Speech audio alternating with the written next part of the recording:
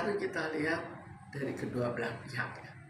Dari segi Agus, awalnya kenapa kok akhirnya disiram, itu juga menurut orang-orang yang menyiram, memang orangnya terlalu emosi ya, tiba-tiba bisa meledak gitu emosinya.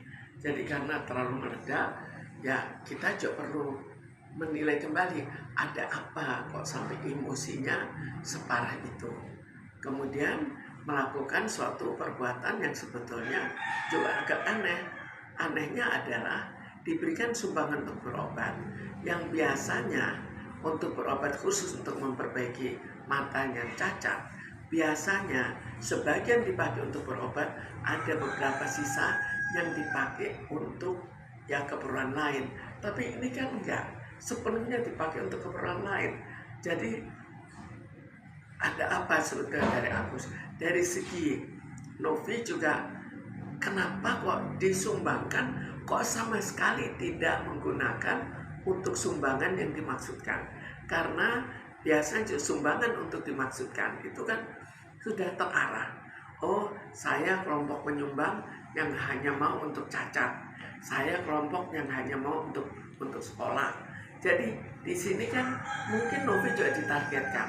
Kalau dia ditargetkan, maka dia juga dianggap melakukan kesalahan kebobolan gitu.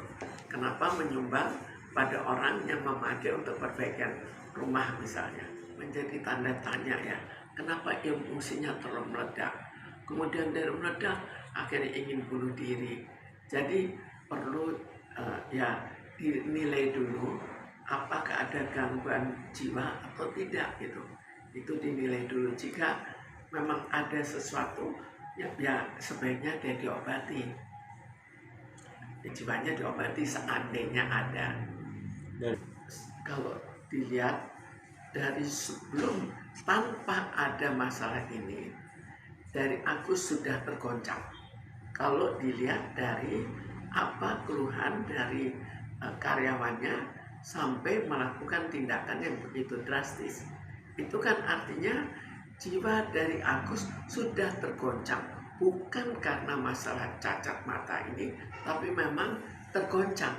Jadi kita bayangkan kalau sudah tergoncang, kemudian kena goncangan lagi, ya akan menjadi lebih berat sehingga terjadi bahwa dia ingin bunuh diri. Yaitu kira-kira sudah sesuai dengan gejolak jiwa yang tidak stabil. Kita nggak tahu Novi itu dia sebagai apa. Apakah dia pemilik harta? Maka dia bisa menentukan.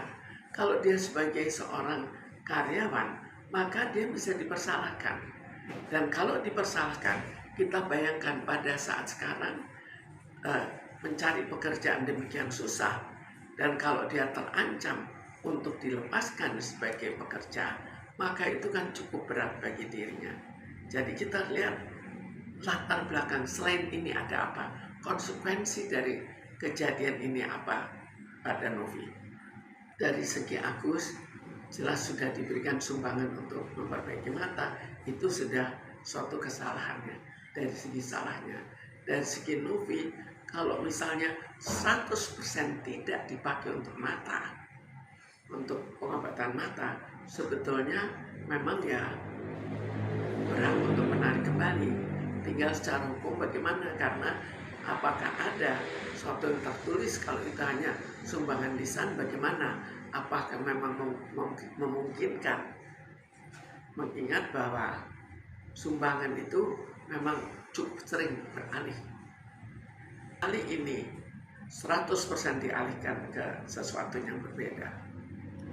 Kalau tertekan ya hak dia, tapi saya anggap Agus ini bukan seorang yang jiwanya stabil.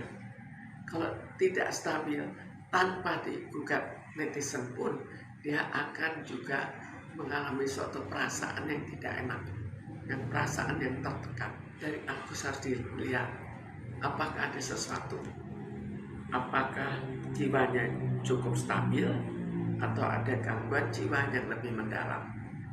Kemudian dari sudut Novi, mungkin perlu dipikirkan kenapa kok dianggap ini sebagai sesuatu yang terlalu berat, dirasakan sebagai stres yang terlalu berat. Apakah dia bisa dikeluarkan karena hal ini jika dia bekerja. Jadi perlu kita lihat latar belakangnya, kemudian kita damaikan. Kalau misalnya pemberi kerja untuk memberikan sumbangan itu akhirnya mengancam dia, maka itu yang perlu didamaikan. Untuk kali ini apakah Novi salah, tapi untuk lain kali perlu lebih hati-hati, atau barangkali Novi melakukan banyak kesalahan sebelumnya dan ini sebagai kesalahan tambahan, maka ya permasalahannya lain lagi.